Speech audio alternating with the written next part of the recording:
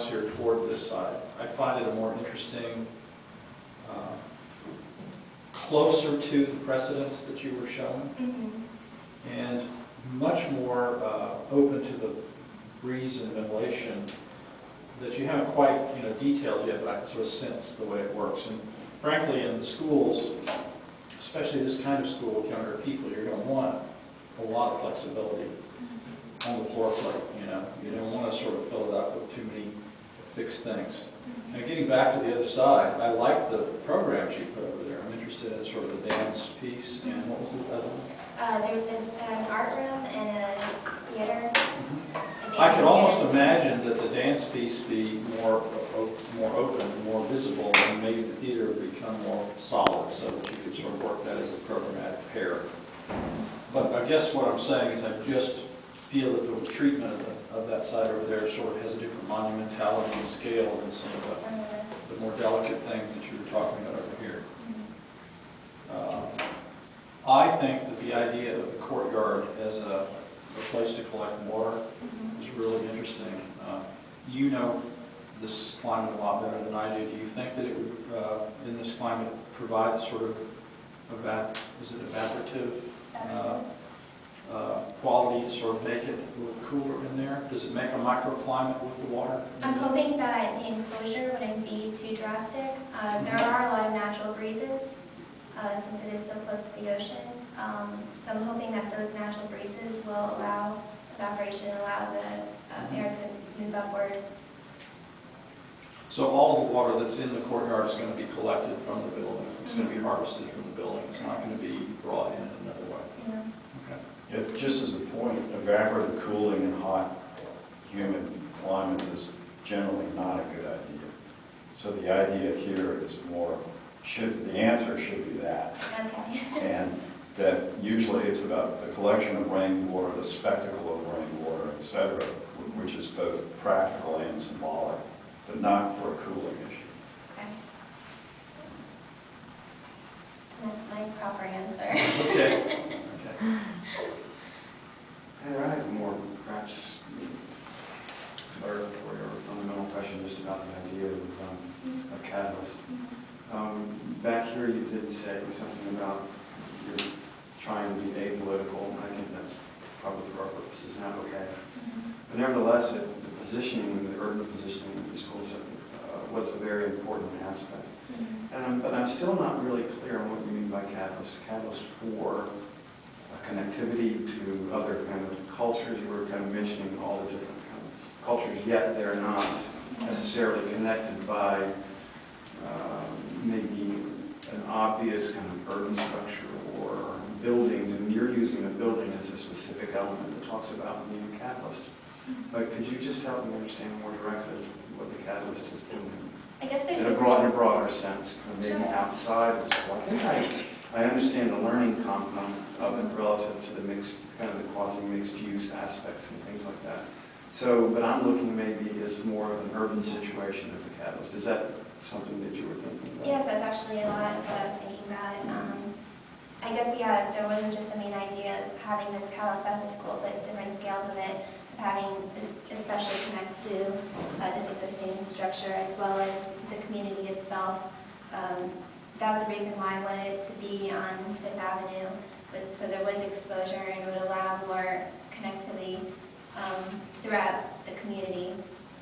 So you chose school rather than, say, another kind of public building, say perhaps a library or another kind of institutional type thing. So school was kind of about community for you then, right. Interaction. Also another reason for the school was, and also I don't want to minimize the importance of the organic market, but it's because of the organic market that I'm also using as a catalyst to kind of produce more attention towards that space and allow it to be more interactive, since the pedestrian community is very important there already. I have one other question, and I think it's aligned with Professor Gunderson forth in that thinking. I agree with the comments about kind of the disparate aspect of material sensible infrastructure and the idea of skin. The skin is so important to in this regard. And I feel that you're suggesting in all of this that the building is going to be working as a device to not only be sustainable, but also to teach sustainability. But I feel that you, perhaps back here somewhere, kind of left these ideas, especially the louver, the portico, and the courtyard, kind of as an individual entity, as to where I think that was a moment where you could have reinvested kind of a creative process and rethinking that as far as this building. So I think the comment about punched openings and the vertical openings, things have been transformed into how we rethink what these guys are. And I believe you've done that to a degree as far as courtyard, portico. But the idea of skin here is fundamental. And that might be a way to start to tie it into other aspects or more educational aspects of the building. So for example, I was thinking of the louver here is stayed kind of as a window, right? It's a louver that's inserted into a window, which is a very traditional notion of how it's used in that area as far as the architecture. But in a modern sense, I think you have the opportunity to kind of rethink that as a device, okay, as truly a device that moves, transforms, and also then can kind of restructure the way you kind of look at opacity, translucency, light, shade, all these things kind of tied together, which I think is what's happening with the roofscape. So I think that idea can fold down into the building in a way that restructures the way you think about the way the building looks and how you skin and those things. I think that you structured programmatically things pretty nicely. The guy I'm thinking about here is Coder. He's an architect, was out of Barcelona, and he did a building apartment in Barceloneta. And basically, the skin of the building at the corners is all about kind of the louvers and how they work as far as the difference between public and private, letting air into the building, these kind of things. So I feel that you can invest more energy into the inventiveness of these things and how they transform into the project, perhaps a little bit more. And it might have set up a way to think about the continuity of materiality and model and things like that. Yeah, I think that's a really good point, because it's beginning to happen. We've talked about that the whole, one of the things that the mid-century modern Cuban architects, which you didn't point at that clearly, is they looked at, Batista looked at these three elements of a way of responding to climate, and then looked at the modern sort of vocabulary and how that could be retained, but done in a very different way, which is maybe not as clearly stated or demonstrated. And one of the things they started to do was look at whole walls rather than windows. And I think for Gunnarsson is right, particularly in the Montessori school, the vessel was a teaching tool. And Montessori didn't spend a lot of time talking about that. She talked about the stations, but not much about architecture. And this is an opportunity for you to do both. Have the building respond as a teaching tool, teach about sustainable practices, and also teach about the city. Because it's kind of a lesson about how you occupy a city, particularly that place. And I think you really, for all those reasons, climate, education, urban issues, connection to precedents, you need to be more experimental with the edge, and that's what I think we're all liking. This one's not finished, obviously, but I think we're seeing in the plan, that's more like what it'd be, obviously, with more skin, more ability to change with the weather.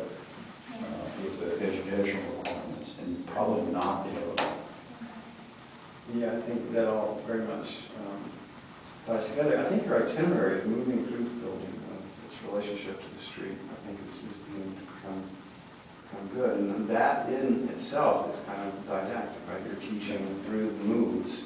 And I think that the idea of both external and internal interaction through that itinerary or that movement, how a student or someone else moves through the school becomes very important. And you started to set it up about how I move from the roof around and on the roofscape.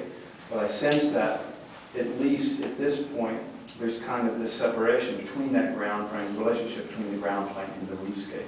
And kind of how you connect that through both education, which I think you're suggesting here, and then kind of the destination, I think is really very, very interesting. Because, I mean, that's a primary move, right? It's a fundamental move for the education of those who are going to have to deal with